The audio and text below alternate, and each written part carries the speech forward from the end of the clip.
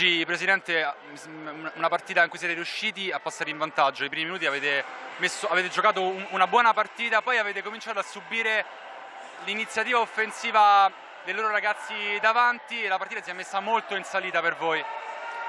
Sì, comincio a fare i complimenti alla Sisco perché anche alla mia squadra, perché comunque due squadre che arrivano in finale hanno fatto una gran bella stagione, quindi devo fare i complimenti a entrambi.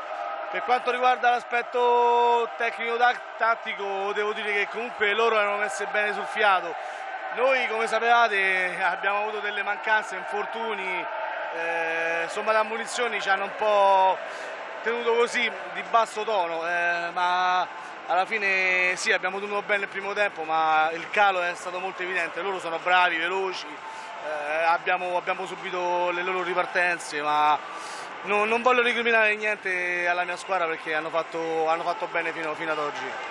È una società questa molto giovane, è una società questa molto giovane. In soli 2 anni comunque avete fatto un campionato un po' altalenante, ma un'ottima Coppa Lazio. Per l'anno prossimo da cosa dovete ripartire? Beh, partiamo proprio da oggi, perché comunque parti, diciamo così, tra virgolette, da una sconfitta, perché ecco, arrivare in finale non è da tutti, abbiamo fatto tanta fatica, ma partiremo proprio da questa partita, rimboccandoci le maniche e niente, partiremo da qua facendo degli acquisti ancora molto più interessanti, più giovani sicuramente, e ricominciamo insomma la stagione sempre al top, insomma.